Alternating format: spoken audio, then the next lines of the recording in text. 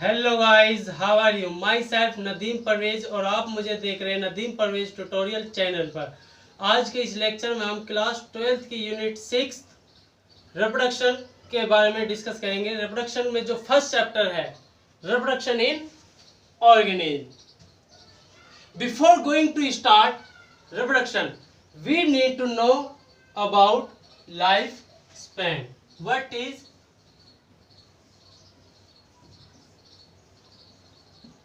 life span? The period from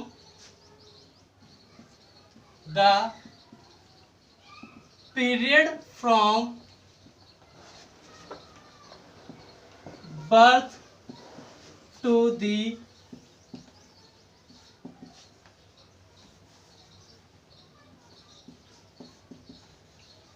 natural death of an organism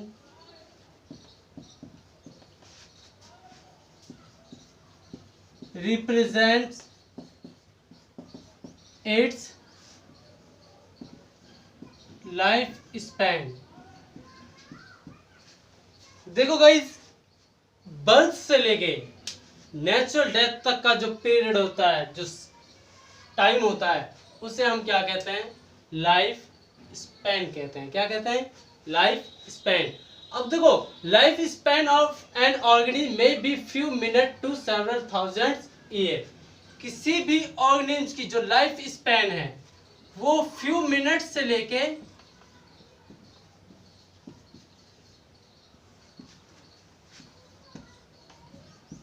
several thousands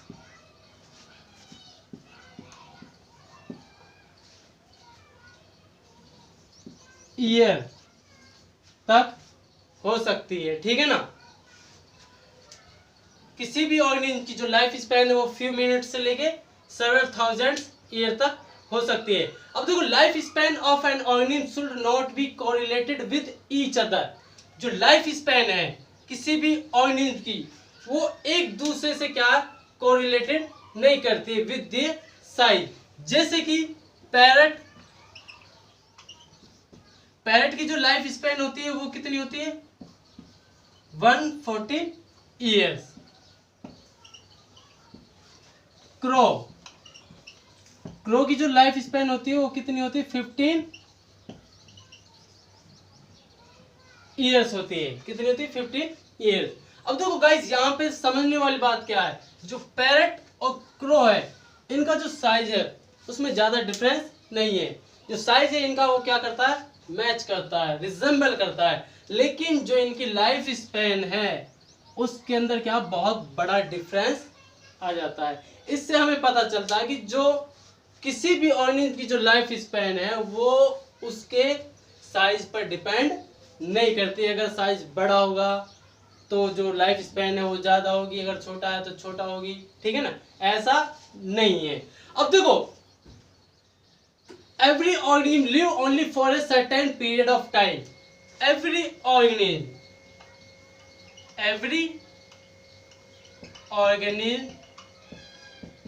live only for a certain period of time. हर एक organism, कोई भी organism है उसके survive करने का एक पीरियड होता है। जब वो टाइम पूरा हो जाता है तो उसके बाद क्या है? उसकी डेथ हो जाती है। ठीक है ना? एक सर्टेन पीरियड होता है जब तक वो क्या लिव करता है। अब देखो, no individual is immortal. No individual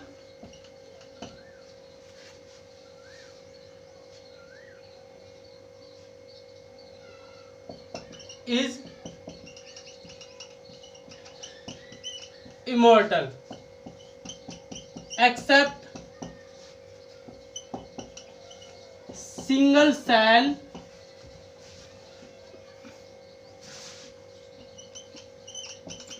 organism। देखो guys, no individual is immortal. कोई भी ऑर्गेनिज्म क्या है? इंडिविजुअल इमोर्टल नहीं होता है। Except single celled organism, single celled organism को छोड़कर कोई भी इंडिविजुअल इमोर्टल नहीं होता है। एग्जाम्पल के लिए अमीबा, अमीबा क्या एक सिंगल सेल इंडिविजुअल है जो कि क्या होता है, इमोर्टल होता है, अमर होता है। गाइस स्क्रीनशॉट ले लो, इसके बाद हम आगे बढ़ते हैं। चलो गाइस आगे की तरफ बढ़ते हैं। यहाँ पर आपको एक टेबल दी हुई है जिसमें life span of some organism, कुछ ऑर्गेनिज्म के नाम है और उनकी लाइफ स्पैन दी हुई है। जैसे कि फ्रूट फ्लाई की जो लाइफ स्पैन होती है 1 डे की होती है। बटरफ्लाई की 1 to 2 वीक्स की होती है। व्हीट प्लांट की 5 मंथ की होती है। क्रो की 15 ईयर्स की होती है। डॉग की 25 ईयर्स की होती है। बनाना ट्री की 25 ईयर्स की होती है। क्रोकोडाइल की 60 साल की होती है। ह्यूमन 70 से 80, पैरट 140, टॉर्टोइज 100 से 150 साल की।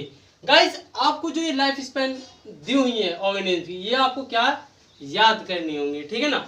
सभी को आपको क्या करना है, याद करना है। जैसे कि बनियान ट्री है, उसकी 200 ईयर्स की होती है। रेट की only 4 years. Monkey 26 year. Cat की कितनी होती है, 35 से लेके 40 ईयर्स की होती है। हॉर्स की जो होती है वो कितनी होती है, 60 ईयर्स। पीपल की कितनी होती है, 2000 से लेके 3000 ईयर्स तक क्या लाइफ स्पैन होती है। इसके अलावा नेक्स्ट प्लांट है सिकोया, जिसकी 3000 से लेके 4000 तक क्या लाइफ स्पैन होती है। और लास्ट वन है लेरिया ट्राइडेंटाटा, जिसकी लाइफ स्पैन 11000 से लेके 11300 ईयर्स होती है। गाइज आपने यहाँ पर एक चीज नोट करी होगी, देखो as compare to animals, plants की जो लाइफ स्पैन होती है वो क्या होती है, ग्रेटर होती है, ज्यादा होती है। किन की कंपेयरिंग में, एनिमल्स की कंपेयरिंग में। ठीक है गाइज, आप स्क्रीनशॉट ले लें, फिर आगे की तरफ बढ़ते हैं। तो चलिए गाइज आगे की तरफ बढ़ते हैं। फेसेस ऑफ लाइफ, जो लाइफ स्पैन है उसके अंदर कितने फेसेस होते हैं उनके बारे में हम क्या डिस्कस करेंगे। अब देखो life span of an organism as well include 4 phases. इसके अंदर क्या है, 4 फेसेस आते हैं।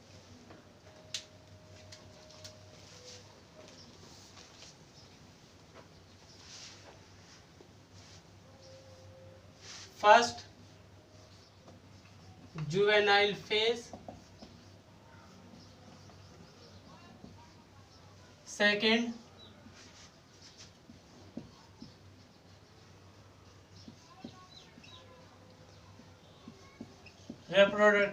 reproductive phase,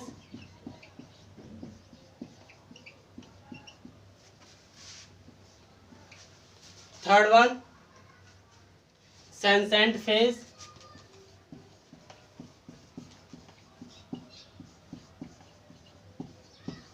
and last death। अब देखो गाइस लाइफ स्पैन के अंदर 4 फेसेस होती हैं। फर्स्ट है जुवेनाइल फेज, सेकंड है रिप्रोडक्टिव फेज, थर्ड है सेंसेंट फेज एंड लास्ट डेथ। अब देखो गाइस जुवेनाइल फेज क्या होता है, the period between birth and sexually maturity. देखो बर्थ से लेके सेक्सुअली मैच्योरिटी तक का जो पीरियड होता है उसे हम क्या कहते हैं, जुवेनाइल फेज कहते हैं। क्या कहते हैं, जुवेनाइल फेज कहते हैं। In plant it is known as vegetative phase. Plants के अंदर हम इसको क्या कहते हैं, वेजिटेटिव फेज। ठीक है ना। अब देखो गाइस नेक्स्ट है reproductive phase, the end of juvenile phase, या फिर हम जुवेनाइल फेज या फिर vegetative phase the end of juvenile phase vegetative या फिर vegetative phase mark the beginning of reproductive phase. जब जुवेनाइल फेज का क्या होता है, एंड होता है, तो उसके बाद क्या स्टार्ट होता है, रिप्रोडक्टिव फेज स्टार्ट होता है, ठीक है ना। इसके बाद जब रिप्रोडक्टिव फेज का क्या होता है, एंड होता है, कौन सा फेज आ जाता है, सेंसेंट फेज। क्या कौन सा फेज आ जाता है, सेंसेंट फेज आ जाता है। अब देखो गाइस, जो सेंसेंट फेज है इसके अंदर क्या होता है, कोई भी ऑर्गेनिज्म है वो रिप्रोडक्शन करने की जो एबिलिटी होती है उसके अंदर वो क्या कर देता है, उसको लॉस कर देता है। सेंसेंट फेज के अंदर कोई भी ऑर्गेनिज्म रिप्रोडक्शन नहीं कर पाता है। इसके बाद इसको हम ओल्ड स्टेज भी बोलते हैं। क्या बोलते हैं, ओल्ड स्टेज, ठीक है ना, बुढ़ापा, ठीक है ना। और फिर लास्ट में क्या है, कोई भी ऑर्गेनिज्म है उसकी क्या हो जाती है, डेथ हो जाती है, ठीक है ना गाइस। स्क्रीनशॉट ले लो। चलो गाइस आगे की तरफ करते हैं, बढ़ते हैं। अब देखो गाइस, अब हम स्टार्ट करेंगे reproduction. What is means by reproduction, what is reproduction. देखो री का मतलब अगेन, और प्रोडक्शन का मतलब उत्पन्न करना। री का मतलब दोबारा से, और प्रोडक्शन का मतलब उत्पन्न करना, दोबारा से उत्पन्न करना। अब देखो इसकी डेफिनेशन क्या है, देखो it is a biological process through which, it is a biological process by which an organism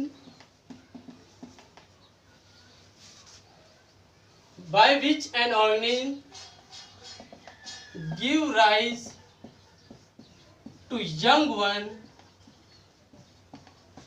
similar to itself।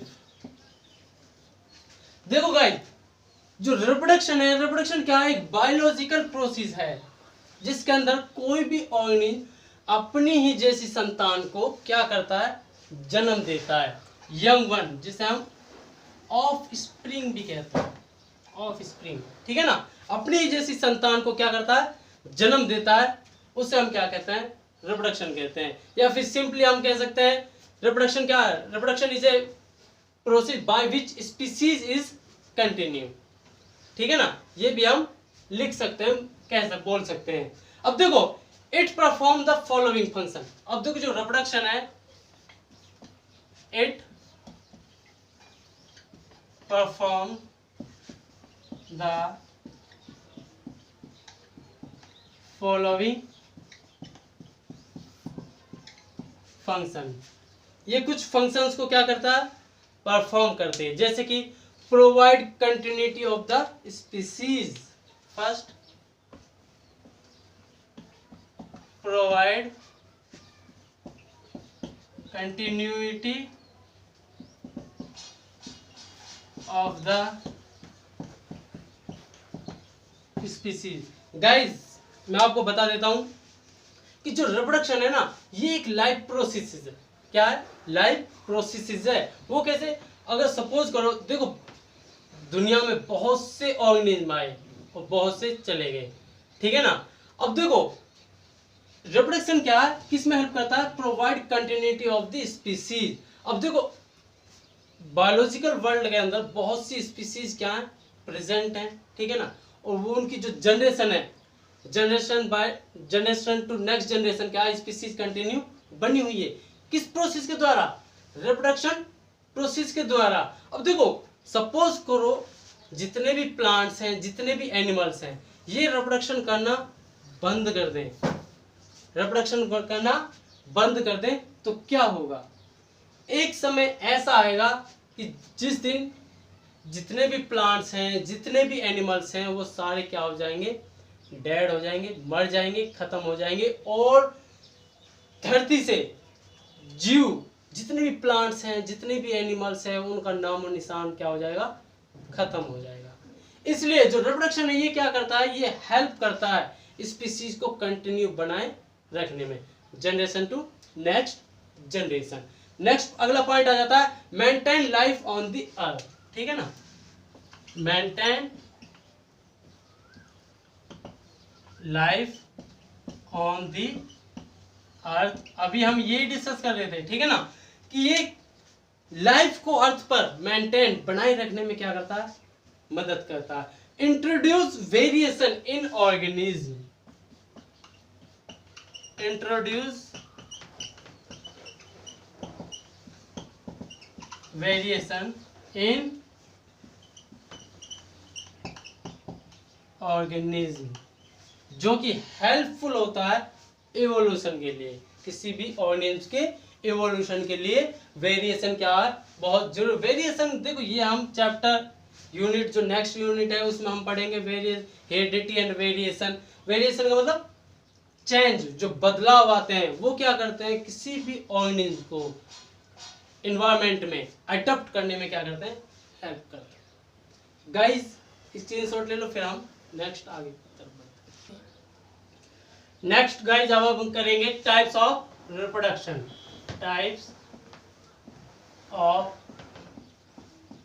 reproduction. There are mainly two types of reproduction.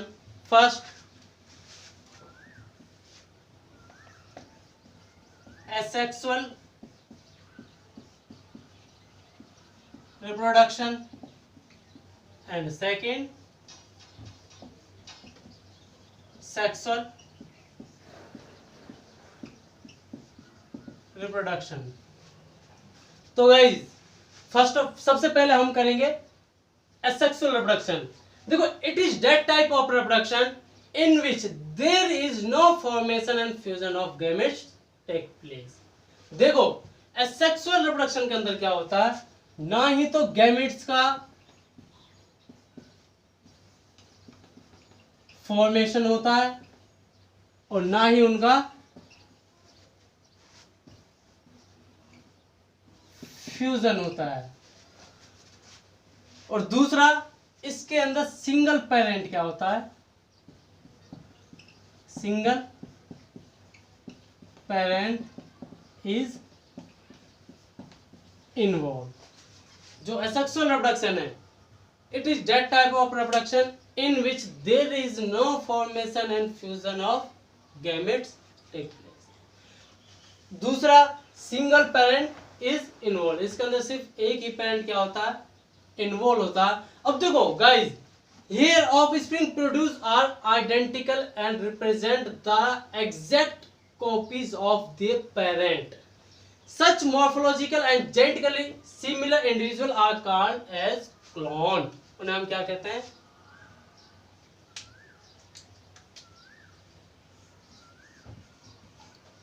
Clone कहते हैं। देखो जो एसेक्सुअल रिप्रोडक्शन के द्वारा जो ऑर्गेनिज्म प्रोड्यूस होता है वो क्या होता है, एग्जैक्ट कॉपी